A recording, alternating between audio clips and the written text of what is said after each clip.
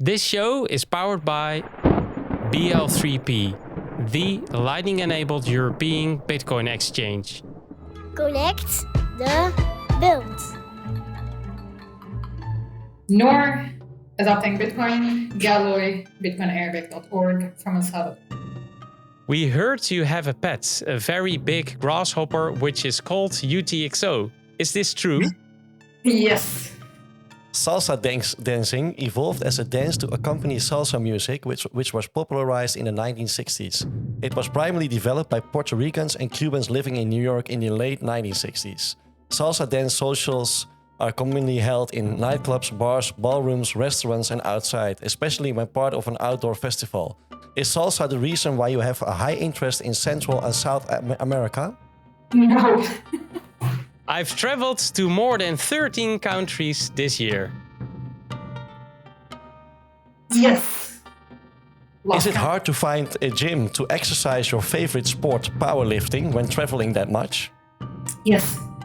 Cusco is a city in the southeastern Peru near the Bamba Valley of the Andes mountain range. It is the capital of the Cusco region and the Cusco province. The city is the 7th most populous in Peru in 2017. It had a population of 428,450 people. Is this the most beautiful city you've visited? Yes. The more meat on my plate, the better. Yes. When I orange pill a new merchant or a regular person, I always start a conversation with, I'm going to make you an offer you can't refuse. Yes.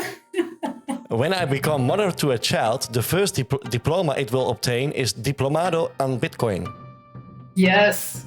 To Kill a Mockingbird is a novel by the American author Harper Lee. It was published in 1960 and was instantly successful.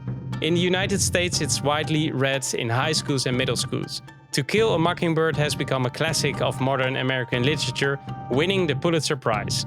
The pilot and characters are loosely based on Lee's observations of her family, her neighbors, and an event that occurred near her hometown in Monroeville, Alabama in 1936, when she was 10. Do you know that since 2018 the book also exists as a graphic novel? No. Are you Satoshi Nakamoto? I wish no. Welcome to the Connect the World weekly podcast. I'm Edward. And I'm Stef. We are ready to take you with us into the beautiful world of the Lightning Network. Enjoy the ride.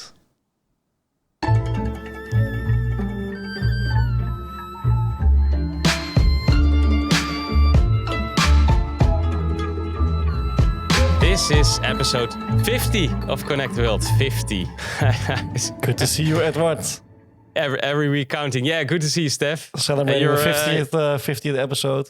Yeah, 50th anniversary. So crazy, right? And we're looking the same. So that's luckily. So we survived. I look a bit more tired than last week, than last year, I guess. So. You had yesterday was not your day, I think. Oh no, I was a bit sick, man. I had the flu, I think. Yeah. So we had to postpone this recording, but luckily you and Ramon are very flexible all the time, so we could do this. Of course. Yeah. But, well, life changes, right? Because you had your child and I'm very busy, so everything's changing from last year. So if I think about last year, then crazy, right? Yeah, crazy. So within 2 weeks, we are celebrating our 1 year anniversary. Yeah. So that's also very nice. Yeah. So and I mean, if you look at the guests who we had at the podcast, I think the lineup. Oh, it's crazy, man. So I couldn't think of having all those big thinkers, I would say, in the Lightning space within a year, right? So all those people and all those talks with people that are really building and developing, contributing in their own way, and doing a amazing job. So man. So but we're not going to celebrate this now, because otherwise we won't have something to celebrate in 2 weeks. So So, but I saw that you released the LNURL POS demo with Jesse.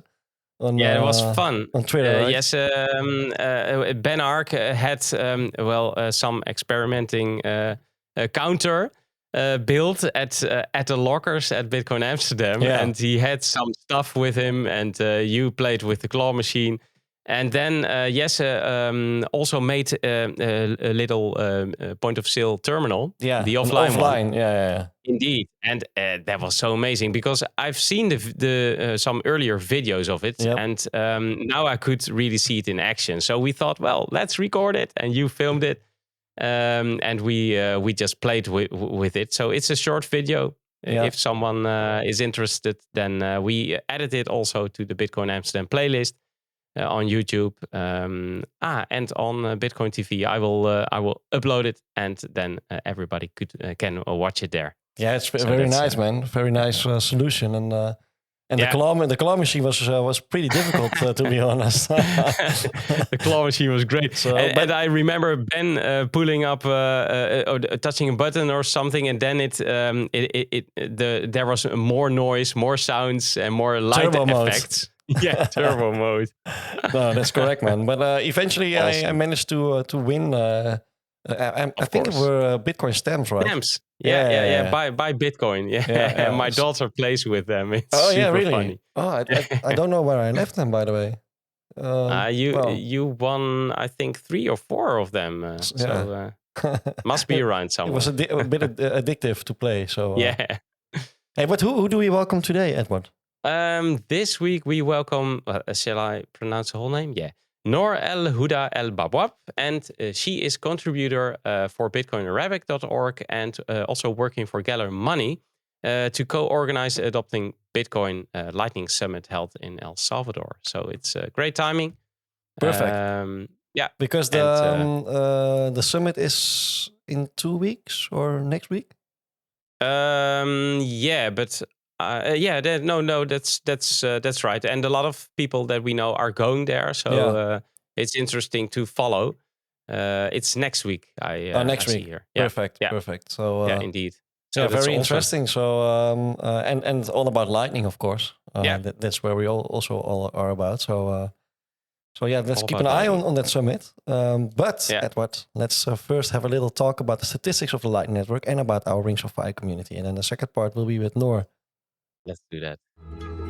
Connect o mundo. I was thinking that in the pre-talk we had with Noor, we told her that Noor is a very classic Dutch name, and she didn't know that, right? Yeah, that's right. It's a female name. Yeah, very funny. A lot used, Yeah, so she could be a Dutchie, but she told us she isn't. So we have to believe her, right? Yeah. Okay, let's have a look at the statistics of the Ring of Fire community. We added 44 million sets this week. Last week we had 45.43 Bitcoin, and now we have 45.87 Bitcoin pushed into the Lightning Network with around 1,527 members participating in over 204 rings. Awesome. And then if we look at the Lightning Network as a whole, we're now at block height 762,252. And the Lightning Network data, we are glad to be able to show it from amboss.space. And when we look at the numbers, we see 16,952 nodes and 5,276 Bitcoin as network capacity in the network. Cool. And 1 million Satoshis is getting you $197, 198 euros, and 1,438 Chinese yuan. Connetti il mondo. And then some highlighted news from last week brought to you by the Daily Moon.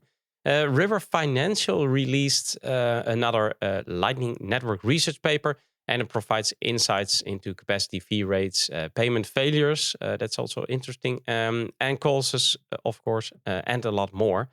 So I've added the PDF link in the show notes. And then Bitcoin, Akazi, and Pick n Pay. I don't know if you know Pick n Pay. Well, in South Africa, it's now possible to pay with Lightning at the standard point of sale terminal. And it's built by Crypto Converted and tested by Bitcoin Akazi.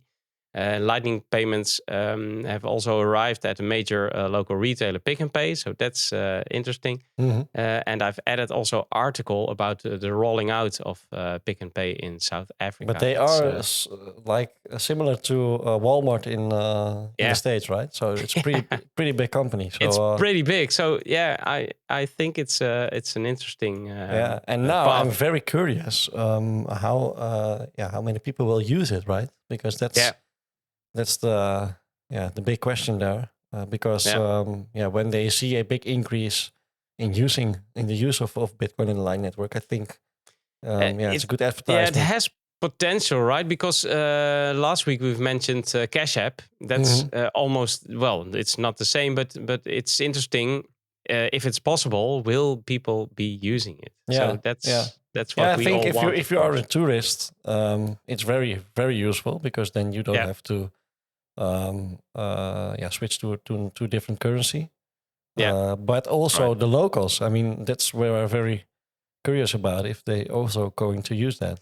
And I hope so, of course. Yeah. But time will tell. If they have the advantages, then and it was pretty fast. I mean, I saw some Twitter videos, and they scanned the QR code, and I think a couple of seconds later, you saw the small bill coming out of the cachet. So, yeah, man. Yeah, that's really super important. Yeah, and I also read a tweet, and it was Joost Jager who also mentioned it.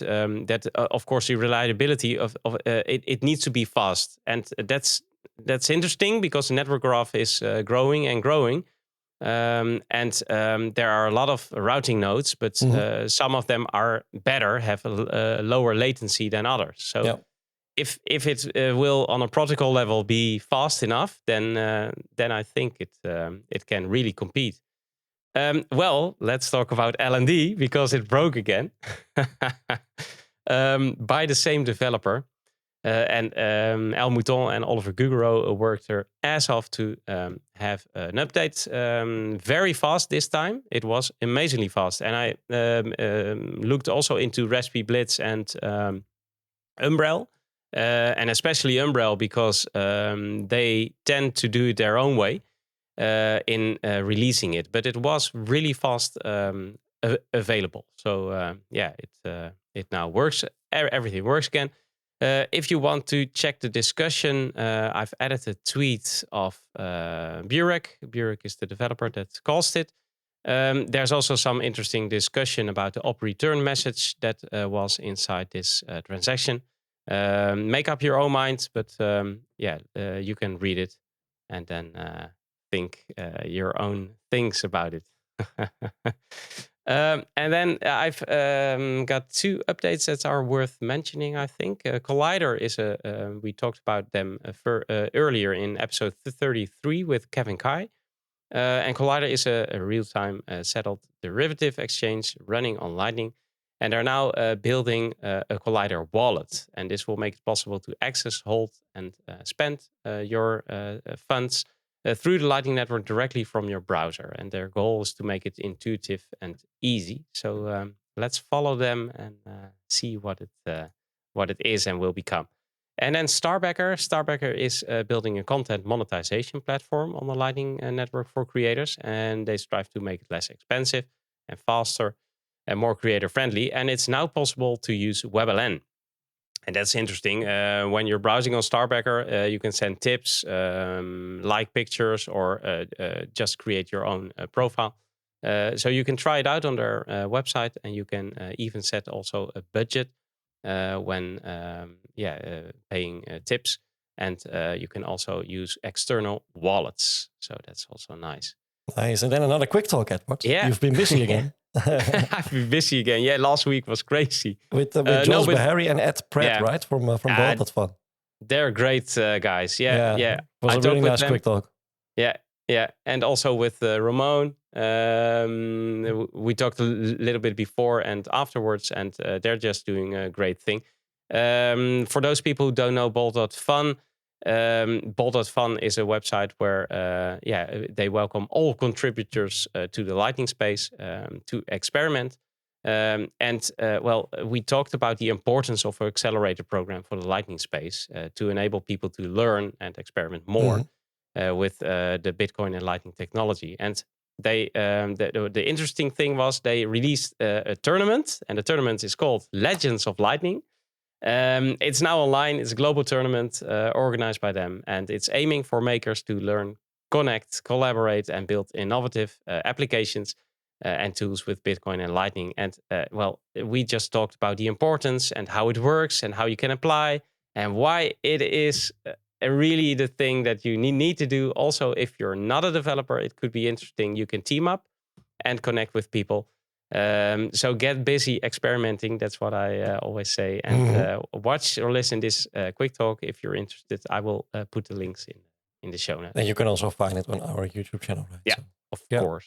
Yeah. And do you want to read more and stay up to date about everything related to Lightning, the news and updates, then head over to tdm.news or follow the Daily Moon and Twitter or the Daily Moon on Twitter or Telegram. And as Edward already mentioned, he will put all the links in the show notes. Conectado Lumea. So we balanced three rings last week, Edward. And the fun thing is they were all on the same day. So we had a lot of problems during organizing the rings, and the usual stuff from gossip to people that are offline a lot. But we managed to balance three, starting with, and this is a very nice one, the 1 million Satoshi's 53rd ring. And we had 8 participants from 8 different countries. So that's amazing. That's a lot. Yeah, that's a lot. And Ramon de Vries, he just joined our Telegram group. And he just joined. He just joined his very first rings. And then I think it was after the second ring, he said, well, I will try to be the ringleader. And so he did. And he did an awesome job in balancing his ring together with the help of Martin again. They made a great team. So Martin is helping a lot when he is in a ring. He helps everyone out who needs help. So I'm really happy to connect all these countries and continents through Lightning channels. Within this ring, there were node operators from Taiwan. I see Spain, Swiss, Holland, Germany, Italy, USA, and Great Britain. So that's amazing. Great. And then this is also very special because we have 2 rings balanced by 1 ringleader. We had the 2 million Satoshi's 32nd ring and the 3 million Satoshi's 27th ring. Our Austrian ringleader, Ryo Clem, balanced 2 rings like a boss with only 30 minutes in between. He really proved us that he knows what he's doing. Good communication within the groups, well prepared, and now everyone can enjoy the nicely balanced channels. So thanks for the effort, Garant. So I think it's a great achievement, balancing 2 rings with only 30 minutes in between. So within this ring, node operators from Iceland, Norway, Austria, Belgium, Holland, Germany. So also a very nice distribution. Great.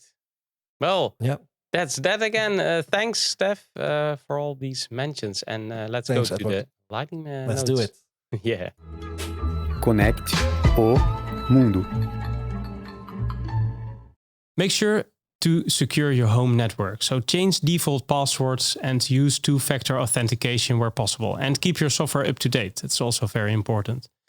Please keep in mind that the whole Lightning network is very experimental. Software like MyNode, LNURL, Raspberry Blitz, for example, and many others, and LND also, are still in beta phase. Don't blindly run terminal commands on your node if you don't understand them yourself, and especially when prefixed with sudo. And the last one is also very important. Don't use Satoshis that you're not willing to lose. So if you're not aware of all security considerations, then read into it. Educate yourself, read articles, ask for help in Telegram groups with high reputation like ours, and listen to podcasts and learn by doing. Otherwise, don't participate. Also, you can stay informed by following us on Twitter. You can find us at Satoshi Radio ROF. And follow our Lightning leader, Jonī Kyasshu. Join our Telegram groups, Satoshi Radio, Ring of Fire, and Connect the World. And check our website, satoshi.radio. It would be nice for you to be part of our Amboss community. You can find us there on Satoshi Radio. And like and subscribe to our YouTube channel. Use Podcasting 2.0 to listen to Connect the World. And you can check SATA trading for the current value. You can find all this information, of course, also in the show notes as well. All right, let's get on to the show. 世界をつなぐ Welcome to the show, Noor. Welcome, Noor. Great to have you on the show. Good to have you. And you were laughing at I'm going to make you an offer you can't refuse. Immediately, I thought, well, she recognized it. Of course. How can you know? It's a classic line of a classic movie that everybody should watch at least 10 times. Multiple times in your life, yeah. It's maybe an odd start to a conversation when you try to orange pill, but it's pretty direct. I mean, it gets pretty close to how most of the conversation started in El Salvador, right? Is have you heard about Bitcoin? Have you used Bitcoin before? How can I get into it? It's literally an offer they can't refuse. Eventually. That's it sure is. I noticed instantly that you're good at this. So orange pilling by Noor is just, that really works. So it's not that you get better at it over time, especially in long trips, like when the best people to orange pill and the easiest is Uber drivers, especially when I'm going to from San Salvador to El Zonte. Because I have 45 minutes with them in a car and they can't go anywhere. So.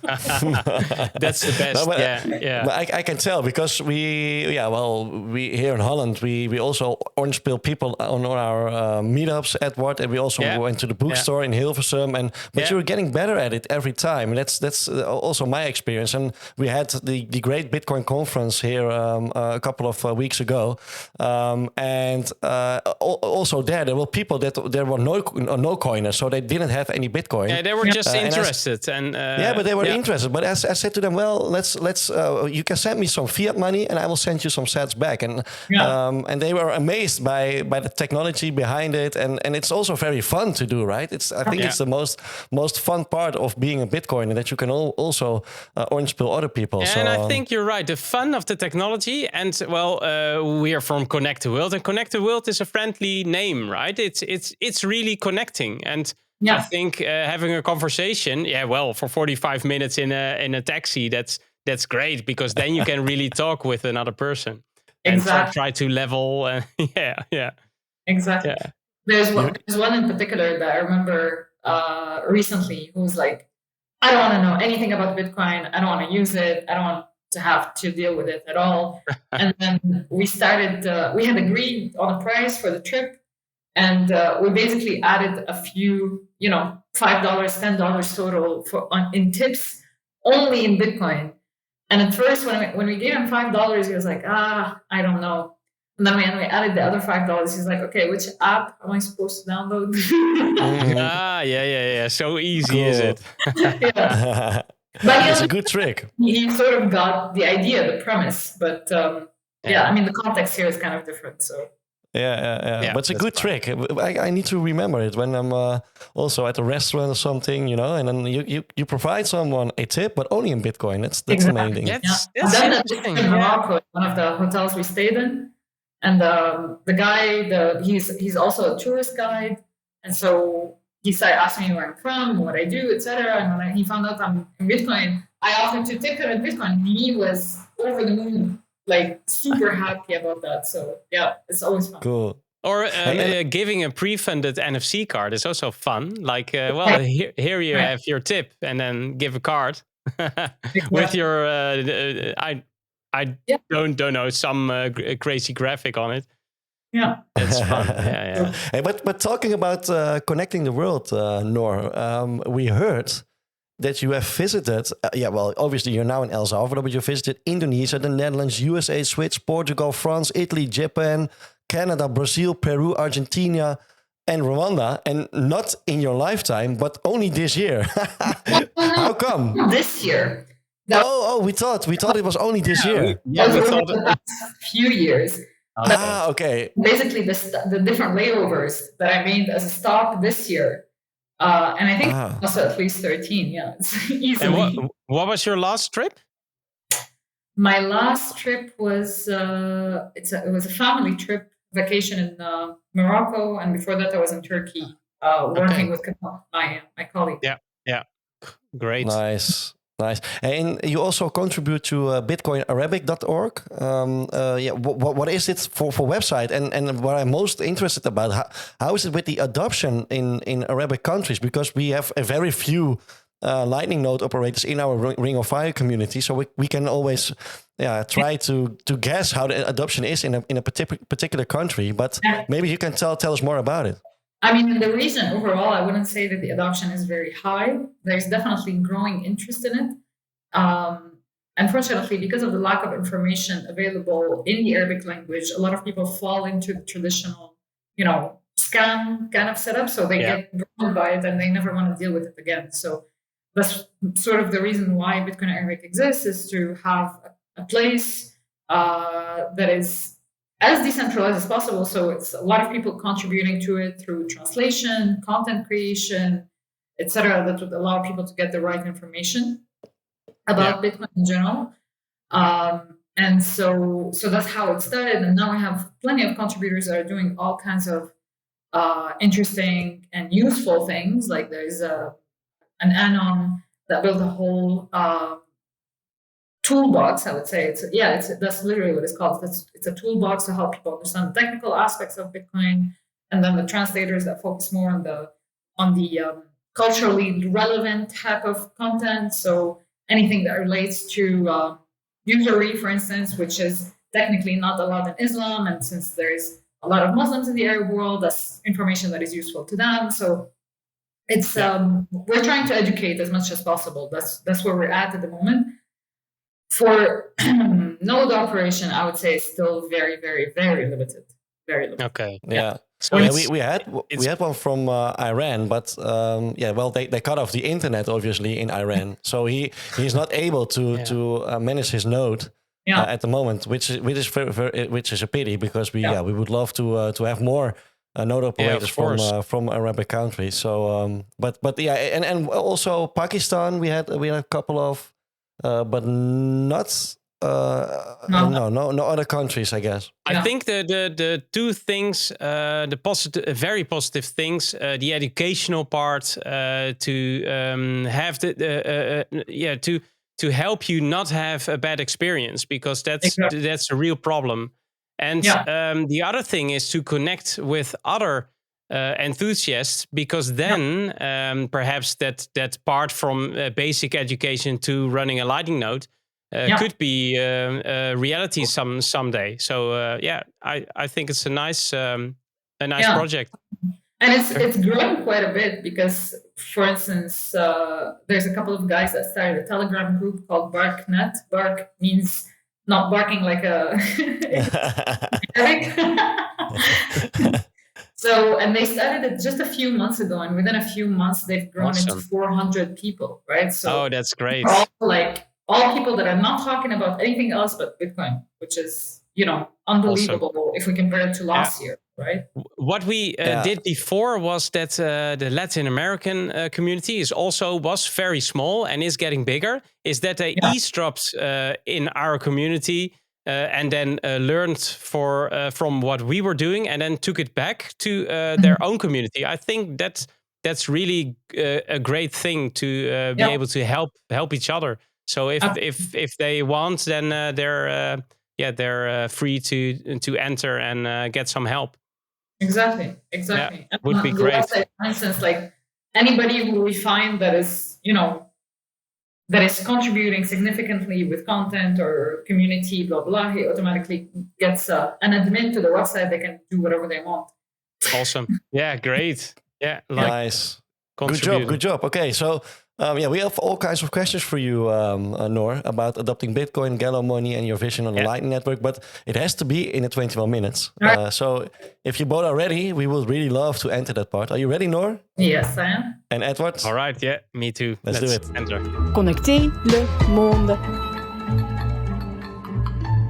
Let's start with the first question about adopting Bitcoin. Well, it's a Lightning Summit held in El Salvador, for the people who don't know it. It's in November 2022, so almost. And it's hosted by Galoy Money, and 100% of the profits are being donated. Can you take us through the history, small recap of the summit till now? Yeah, absolutely.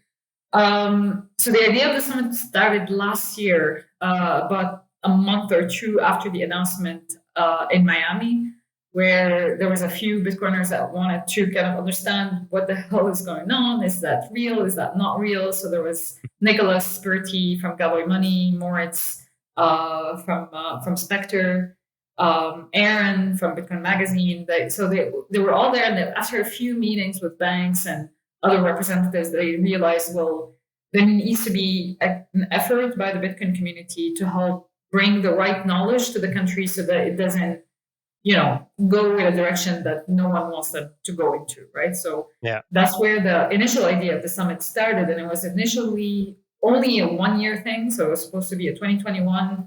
We're celebrating the law. And then after the first day, we realized, okay, so there's a lot of people that are actually not coming here to help educate El Salvador. They want to learn from El Salvador, right? They want to see what's going on here. They want to kind of replicate the model, be it from Bitcoin Beach and Horizonte, or the government adoption of Bitcoin as legal tender. And so that's where the idea of doing it again this year came about, and doing it in El Salvador again, because we wanted to kind of see how 1 year, what's 1 year difference look like, and what else needs to be worked on. And so what's interesting is that this year we had a lot more support, specifically from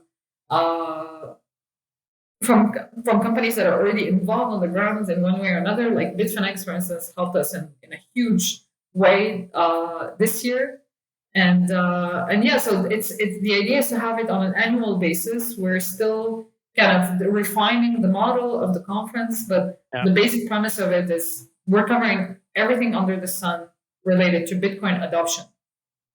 Cool. And the profits are being donated, but to what cause, or what project are you donating to? The depending on how much money we raise, we want to educate. We want to donate it to an educational initiative, right? And there's so many right now in El Salvador. So hopefully, depending on how much money we are able to generate through the event, we'll be able to announce the initiative and the benefits. But it has to be an initiative from El Salvador or also another country. Local. Ideally, yes. The idea is for the money to stay in El Salvador.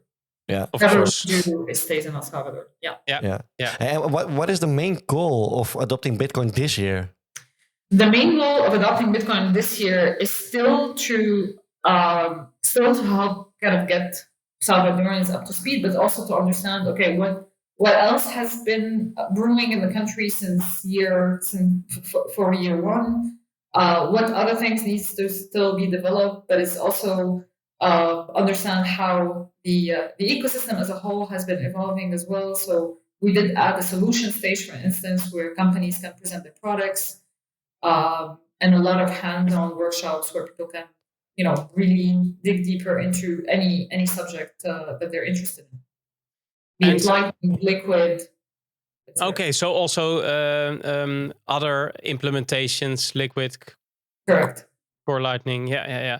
And what's the percentage, do you know that, of the El Salvadorians that are actively contributing at this moment to the Lightning and Bitcoin development in any way? Yeah, I mean, it's a tough question to answer because it's only year one, right? So indeed, I wouldn't necessarily say it's a high percentage of Salvadorians contributing to the network, running nodes, etc. That's kind of wishful thinking, given the fact that 90% of Salvadorians didn't even hear about Bitcoin before last year. Right? However, it's much easier to have a conversation with someone here in El Salvador about Bitcoin, right? Because they have to know about it. Indeed, They know about use it. There, and they also have and a lot of, according to the law, they have the obligation to use it, but they also need to understand how to use it. So usually it's a lot easier to get that conversation going with people. And so we do have a lot more interest from Salvadorians to come to the event this year. So I would say about 10% of all attendees are from El Salvador. And what is it that is changed from this year when you compare to the 1 year ago? Because there are now more people that come in, locals. Locals, yeah. I think last year they just probably didn't know about the event. We didn't know how to communicate to them properly.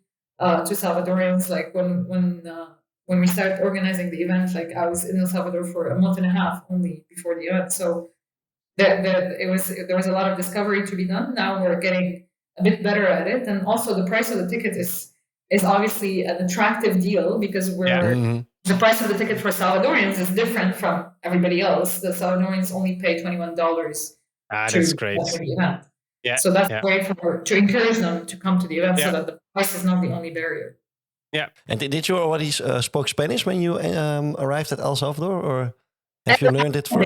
I had a base of Spanish, so I understood, 99% of what was being said to me under the right circumstances. So in the morning, I'm not tired. I've eaten, blah, blah, blah. No alcohol. No alcohol the day before. So now you can use it, right? It's the best way to talk to locals. Exactly. Now it's gotten better. It's gotten much better. Yeah. Awesome.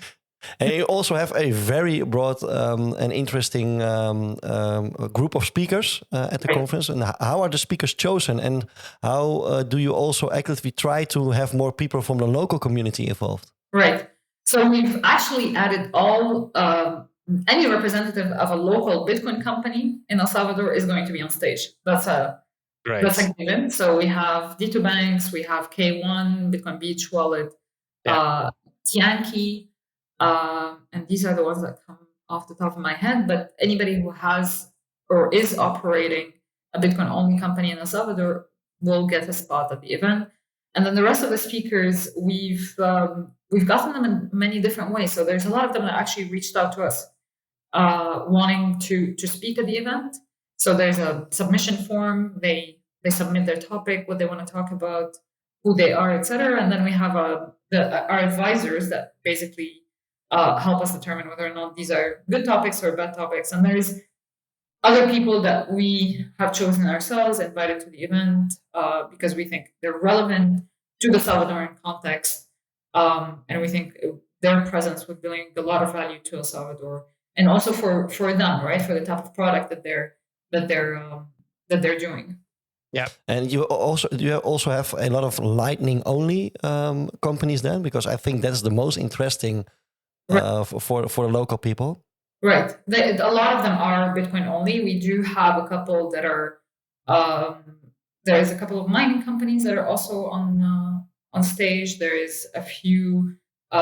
There's Seed Signer, which is in the hardware, signing devices business. There is a few presenters from Blockstream. So it is primarily Lightning. But it's think about it as any tool or anything in the Bitcoin space ecosystem that allows for Bitcoin adoption. So Lightning is a big part of it because Lightning is what allows Bitcoin to be a medium of exchange. But if we think about it as a full-on financial system that we're rebuilding that drives Bitcoin adoption, then all of these elements need to be included as well. So that's how we thought about this year. The whole ecosystem. And like with Bitcoin and Lightning, inclusiveness is super important. And with adopting Bitcoin, this is the same. How do you ensure a good balance between inclusiveness, so having the locals come in for a low price, removing barriers, but also media coverage and sponsoring for the summit? How do you achieve a good balance between those things? I mean, it's all about the quality of the content, right? Like we're not necessarily compromising on that. So, and there's no pay to play, right? So just because somebody has given us money, it doesn't necessarily need to be reflected on the content of the event at all. So that obviously deters a lot of people from actually giving us any money, which is fine. Because ultimately we feel like we have a responsibility here of helping bring the right, information to the people, and so we don't want to compromise on that. Yeah. And the Bitcoin law in El Salvador helped to decrease the number of 70% of people being unbanked. They now have an option to use Bitcoin as money. Yeah. What are still the biggest challenges to onboard more people? As cliche as it sounds, it's education. A lot of people are still, they don't understand that Bitcoin is apolitical, doesn't care about your politics at all. And unfortunately, we've had a few experiences recently that proves that there's still a lot of people that don't get that. And so that's why also the contribution, I think the most fundamental contribution that we can make is through organizing the event so that people can help kind of bring that content to El Salvador, and then through other educational initiatives like Mi Primer Bitcoin, La Casa del Bitcoin, or all the work that Hope House is now doing, not just in El Zonte, but all over El Salvador, which is unbelievable. Yeah. And it's still a long way to go. And to create a whole ecosystem and a successful adoption at this scale, you need a lot of people, of course, that are actively developing the protocol, applications, but also businesses and investors and merchants. What is El Salvador doing to achieve this? I mean, El Salvador is not putting any hurdles to anybody trying to educate El Salvador. Right. So I think that's already a plus on their end for not forcing a specific type of content on the population, but allowing the free market to take on that role. And they're collaborating actually a lot with the initiatives that are already on the ground. Right. So if there's someone that is already doing it, then probably would do it better than some government administration. They'd rather work with them than do it themselves. So I think that's I would give them as a big plus on taking that route, even though there's a lot of criticism about, they should have educated people. But at the same time, if people are already confusing Bitcoin with something political, then if the government also educated people, then there will be even more resistance, because why would you want the government to educate you about money, right? So no, that's right. Not a lot of trust. So they generally, the people now, what I find it really interesting is that they see Bitcoin as a business opportunity, right? They see this influx of people coming to the country asking to pay in Bitcoin, and they know now that if they don't do it, if they don't find a way to accept it in a way that they're comfortable with, meaning not necessarily using the government wallet or anything, but if they don't find a way to do it, they'll be missing out on a potential business opportunity.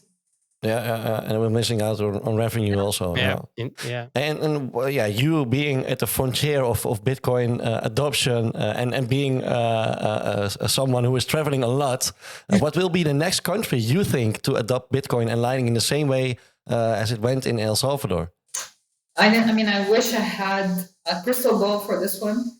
I don't remember who's giving it, but it's the probabilistic approach to predicting the next Bitcoin adoption. That's one of the topics that I'm really looking forward to. During the event.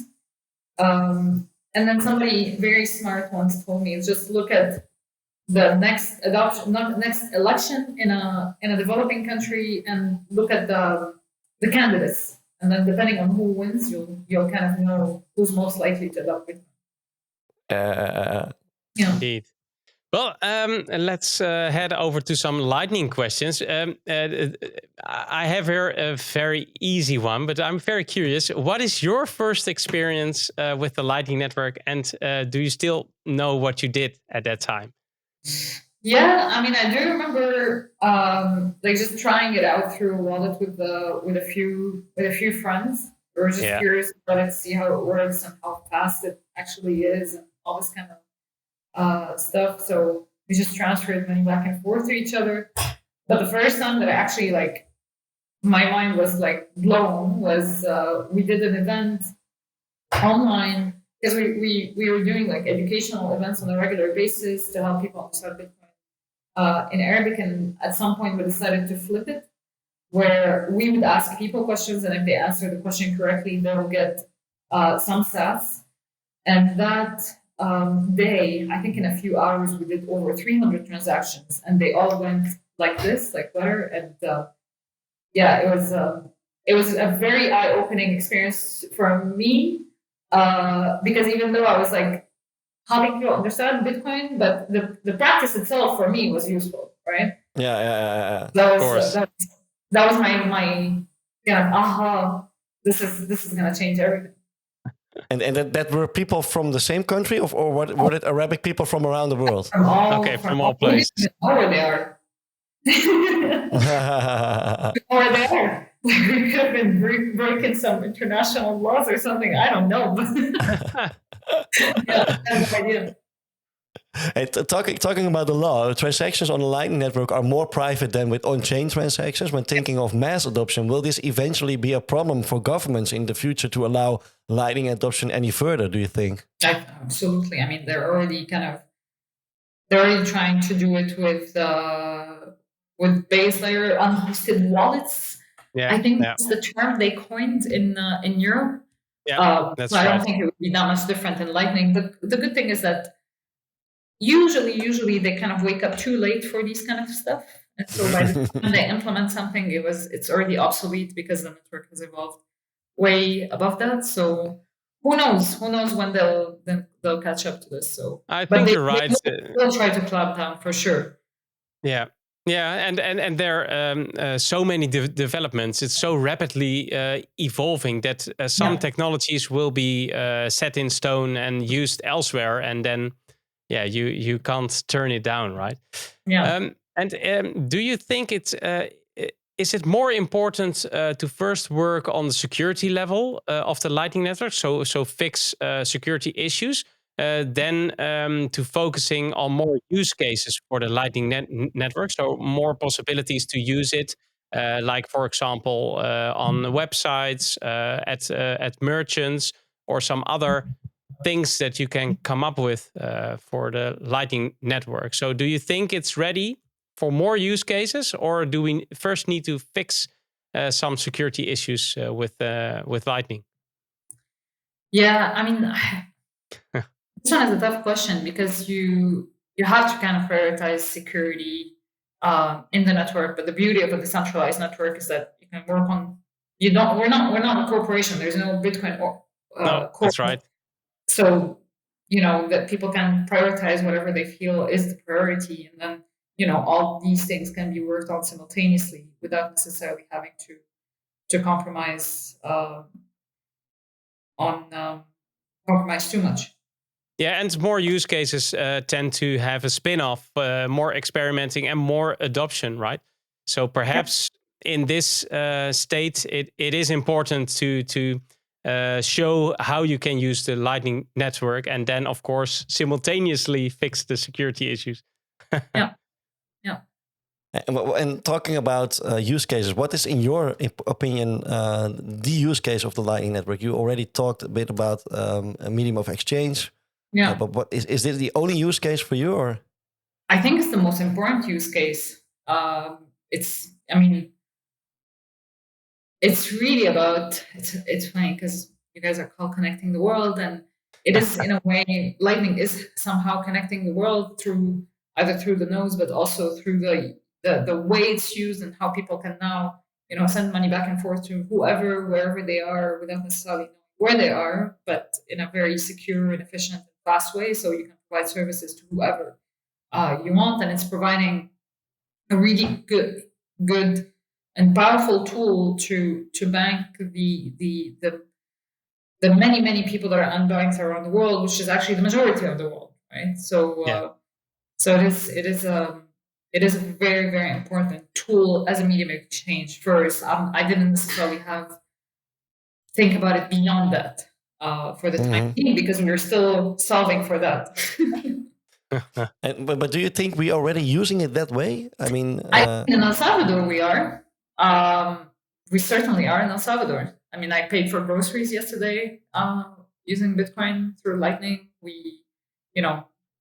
It's funny because now I have a couple of we've been trying to only use Bitcoin for the past week, and it worked all the time here in El Salvador. So we're pretty about that. So it is a medium of exchange, especially with the tools that are available, right? That is allowing people to feel less apprehensive about the price volatility. It's becoming more and more widely accepted. So be it through stable coins or the stable sats, like the ones that Galoy launched, is launching everywhere in El Salvador. these are tools that are allowing people to see it as payment rails, at least, right? They can use the cash if they want to. If they're still so attached to the cash, they don't need to keep Bitcoin, but they can still have this. They can still use it as money to do transactions back and forth without taking the risk of price will. Yeah. And do you believe Bitcoin is in a way some kind of universal language that can be spoken and understood by everyone to really fix the world? So is it a solution for things that are going bad now, like advertising on the internet, that kind of things? Yes, the short answer is absolutely. I mean, there's sorry, the ticker is kind of stressing me out. Sorry for that. You can finish your answer, no problem. Of course, we want to hear that it fixes everything, but more than that, I think the more people understand it, the more they can they realize how useful it is. So I'll give you just a simple example with bots online, right? Yeah. We've been using in our Telegram group. I lost the name of the service. But it's basically a service that allows us to charge people 21 sats whenever they enter the group, and that eliminates spams. Yeah. Is it LNTX bot? Sorry. LNTX bot, maybe? Thank you. Yes. Yeah, LNTX bot. Yeah, that's very useful. So you can have the possibility to not have bots or fake accounts in your group, right? Because they pay to enter. Yeah, absolutely. Yeah, that's nice. Yeah, we had a lot of more questions, but perhaps some other time it would be great to have you on our show, because adoption and El Salvador, well, it's a topic we can discuss over years, because it's such an interesting project to follow. So it would be great. And things here move so fast and change so quickly that there's always something new. Yeah. Connetti il mondo. So we have actually one question left for you, Noor. It is from René Pickard, no one other than René Pickard. He was on the show last week, and we all know him as a data scientist, consultant, and co-writer of Mastering the Lightning Network. It's the favorite book of Edward. He constantly works with open source work and research on Lightning. So we asked René to come up with a question for you, Noor. Edward will play the audio file, and then you may answer it. Yeah, I hope you can hear it. Here it comes. Assalamu alaikum. My question is, the Adopting Bitcoin conference in the first version had mainly international speakers. And there at that time I could understand this because the Bitcoin law was new to El Salvador. But now it's 1 year later and I went to the website and I still saw mainly international speakers. So I'm wondering why it is so hard to attract speakers from El Salvador. And are you happy with how that is going, or do you see there is something that should be changed? I don't know if there are any speakers from El Salvador that we didn't already reach out to. the issue, right? Like it is only year one, right? So it's we can't necessarily expect most of the panelists or the presenters to be from El Salvador yet, right? It could be in a couple of years from now, but not in year one. Like there's still a lot of education to be done. There's an initiative called Torogos that is actually helping bring developers up to speed with Bitcoin development, Lightning, etc., so that they can be contributors to this to the Bitcoin world in general. So. Yeah, so hopefully next year, René. And then the other thing that we need to keep in mind is that there's an objective to this conference by bringing all these people to the country, right? There's a lot of fodder on El Salvador, and it's not safe. That is this and this and that. Yeah, that's right. People in the country, a lot of people are now seeing, it's not actually as bad that as we saw it is, and they can get the reality on the ground. So it's don't trust, verify type of environment. And have that word come out. So if you do it multiple times, then the narrative will change, and that will be a positive thing. So exactly, absolutely. Well, Noor, and next time we have a new guest. His name is Moritz Kaminski, and he's the co-founder of LB, the Bitcoin Lightning app for the browser. We want also to ask him a question from you. Did you prepare one that we can ask him? Yes, I did. I would say this is a self-serving question, but I want to ask him which panel presentation is he most excited about for adopting Bitcoin? Okay. Is he attending, by the way? Are you guys from LB attending? Cool. Okay. Conecta el mundo. Okay, thanks again, Noor. Thanks, Noor. Where can people follow you? And what I also wanted to ask, because is it also possible to donate to your project from outside, or is it only for big companies to donate? Oh, that's a really generous offer. We never really set up a donation structure per se for everybody, but that could potentially be something that we do potentially. But if anyone wants to talk about that, they can just reach out to me on Twitter. My handle is Noora ELB, so NURA ELB. All right. And yeah, hit me up and we can chat about it. And where can people find the project of Adopting Bitcoin? It's adoptingbitcoin.org. Okay. Yeah. Bitcoin.org. /22, but it will take you to the 2022. Awesome. We'll put it in the show notes, and all the speakers are there also for people to listen. I had one more question. Is it also being streamed online? Can people watch it? Not everything, right? Okay. So the two main stages will be streamed. Yeah. The workshops at the solution stage, and they're not necessarily streamed. So there's a couple of stages that will be recorded, then we'll release them later on. But I would say 70% is not. Okay. Yeah. Good to know. Well, thanks again. And thanks for listening to all members. Thanks for participating in Satoshi Radio Rings of Fire. And of course, thanks to everyone helping to connect the world with us together. If you like our content, then please support us in our mission. Visit our website, connecttheworld.live, where you can donate and subscribe, like, and share our content on your favorite platform. We need you to complete our mission, connect the world. So keep those nodes running, sats flowing, and rings burning. And see you all next week with Moritz from LB on this same Lightning channel. Tot ziens, Noor. Like on.